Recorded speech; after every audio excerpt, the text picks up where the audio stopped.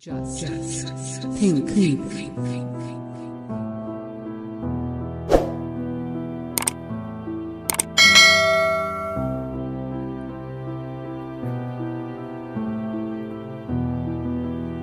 Buddha and his Dhamma, Buddha और उनका धम्म।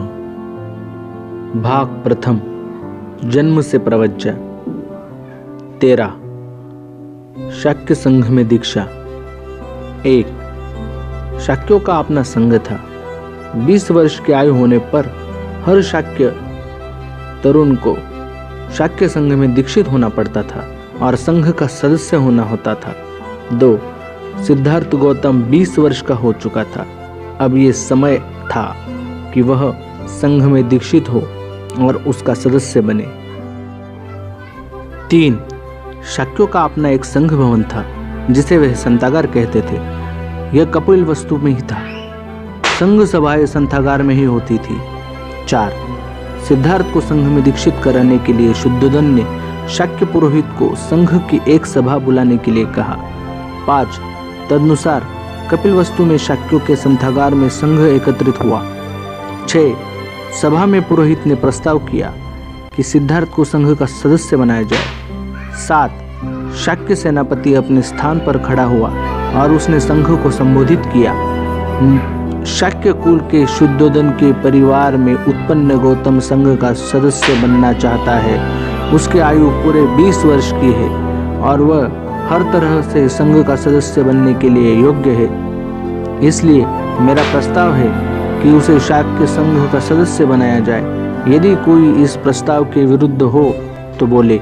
8 किसी ने प्रस्ताव का विरोध नहीं किया। सेनापति बोला, मैं दूसरी बार भी पूछता हूँ कि यदि कोई प्रस्ताव के विरुद्ध हो तो बोले। 9 प्रस्ताव के विरुद्ध बोलने के लिए कोई खड़ा नहीं हुआ। सेनापति ने फिर कहा, मैं तीसरी बार भी पूछता हूँ कि यदि कोई प्रस्ताव के विरुद्ध हो तो बोले। 10 तीसरी बार भी कोई प्रस्ताव के विरुद्ध नहीं बोला। 11 शाक्यों में यह नियम था कि बिना प्रस्ताव के कोई कार्रवाई न हो सकती थी और जब तक कोई प्रस्ताव 3 बार पास न हो तब तक वह कार्य रूप में परिणत नहीं किया जा सकता था। 12 क्योंकि सेनापति का प्रस्ताव 3 बार निर्विरोध पास हो गया था, इसलिए सिद्धार्थ के विधिवत शाक्य संघ का सदस्य बन जाने की घोषणा कर दी गई। 13 तब शाक्यों के पुरोहित ने खड़े होकर सिद्धार्थ को अपने स्थान पर खड़े होने के लिए कहा। 14 सिद्धार्थ को संबोधन करके उसने पूछा, क्या आप इसका अनुभव करते थे कि संघ ने आपको अपना सदस्य बनाकर सम्मानित किया है? सिद्धार्थ का उत्तर था, मैं अनुभव करता हूँ। 15 क्या आप संघ के सदस्यों के कर्तव्य जानते हैं? मुझे खेद है कि मैं उनसे अपरिचित हूँ, किंतु उन्हें जानकर मुझे बड़ी प्रसन्नता होगी। 16 पुरोहित बोला, मैं सर्वप्रथम आपको बताऊंगा कि संघ के सदस्य की हैसियत से आपके क्या कर्तव्य है। उसने उन्हें एक एक करके क्रमशः गिनाया। 1 आपको अपने तन, मन और धन से शाक्यों के स्थार्थ की रक्षा करनी होगी। 2 आपको संघ की सभाओं में उपस्थित रहना होगा। 3 आपको बिना किसी भी भय का, पक्षपात के किसी भी शाक्य का दोष खुलकर कह देना होगा। 4 यदि आप पर कभी कोई दोषारोपण किया जाए तो आपको क्रोधित नहीं होना होगा।